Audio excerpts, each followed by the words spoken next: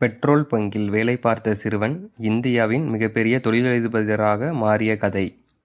வணக்கம் நண்பர்களே, இன்று நாம் பார்க்க போகும் கதை ஒரு சாதாரண மனிதன் எப்படி கனவுகளை மட்டும் நம்பி உலகமே வியக்கும் அளவுக்கு உயர்ந்தார் என்பதற்கான உண்மையான கதை.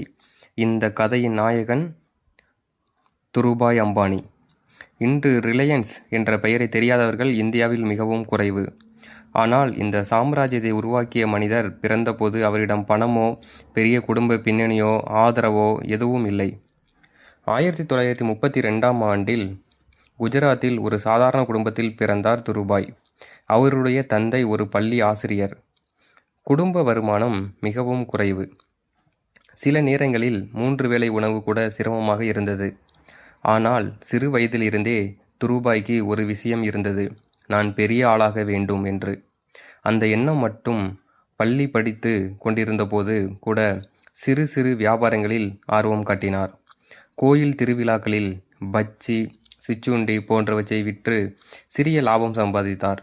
அப்போது அவருக்கு புரிந்தது, வேலை செய்தால் சம்பளம் கிடைக்கும், ஆனால் வியாபாரம் செய்தால் வாய்ப்புகள் கிடைக்கும். வயது அதிகரிக்க அதிகரிக்க குடும்ப கஷ்டமும் அதிகரித்தது.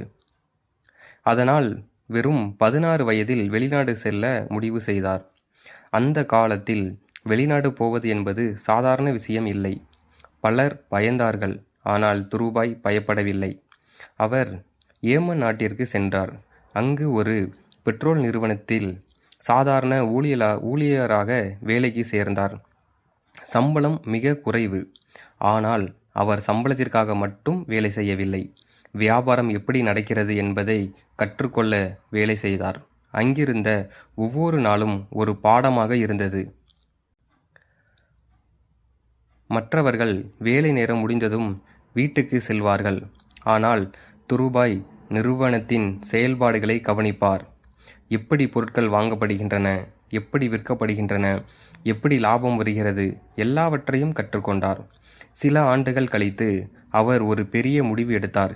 இனி மற்றவர்களுக்காக வேலை செய்ய மாட்டேன், எனக்காக நான் வேலை செய்வேன். இந்த முடிவுதான் அவருடைய வாழ்க்கையை மாற்றியது.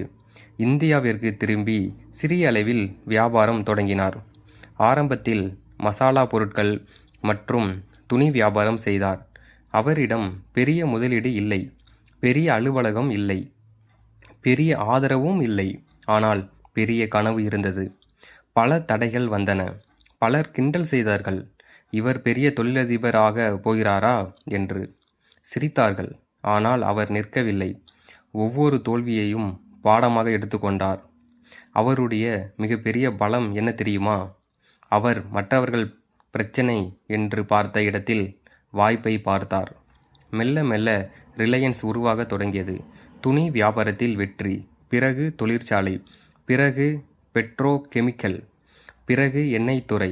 ஒரு சாதாரண வியாபாரி இந்தியாவின் மிகப்பெரிய தொழில் சாம்ராஜ்யத்தை உருவாக்க ஆரம்பித்தார். ஆனால் வெற்றி வந்த பிறகும் சோதனைகள் நின்றுவிடவில்லை.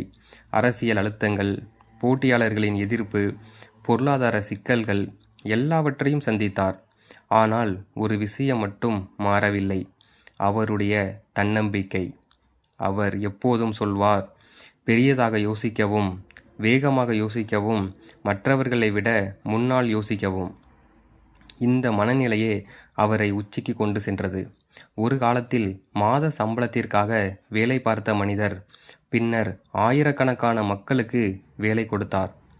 ஒரு காலத்தில் பணத்திற்காக போராடிய மனிதர் பின்னர் இந்தியாவின் மிகப்பெரிய பணக்காரர்களில் ஒருவராக உயர்ந்தார். இந்த கதையில் இருந்து நாம் என்ன கற்றுக்கொள்ளலாம்?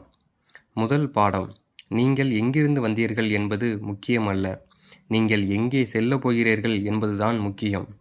இரண்டாவது, ஏழ்மை என்பது நிரந்தரம் அல்ல, முயற்சி இருந்தால் அது ஒரு தற்காலிக நிலை மட்டுமே. மூன்றாவது, தோல்வி என்பது முடிவு அல்ல, அது வெற்றிக்கான பயிற்சி.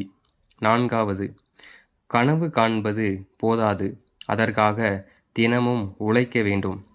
நண்பர்களே, இன்று முதல் எந்த நிலையில் இருந்தாலும் பரவாயில்லை. உங்களிடம் பணம் இல்லாமல் இருக்கலாம், ஆதரவு இல்லாமல் இருக்கலாம். ஆனால் ஒரு கனவும் அதை அடைய போராடும் மனமும் இருந்தால் உங்களுடைய வாழ்க்கையையும் மாற்ற முடியும். துருபாய் அம்பானி அதை நிரூபித்தார். அடுத்த வெற்றி கதை உங்களுடையதாக கூட இருக்கலாம். நன்றி நண்பர்களே. இந்த வீடியோ உங்களுக்கு பிடித்திருந்தால் லைக் செய்யுங்கள், சேனலை சப்ஸ்கிரைப் செய்யுங்கள், உங்கள் நண்பர்களுக்கும் பகிருங்கள். கனவு காணுங்கள், ஆனால் அதை நனவாக்கும் வரை நின்று விடாதீர்கள்.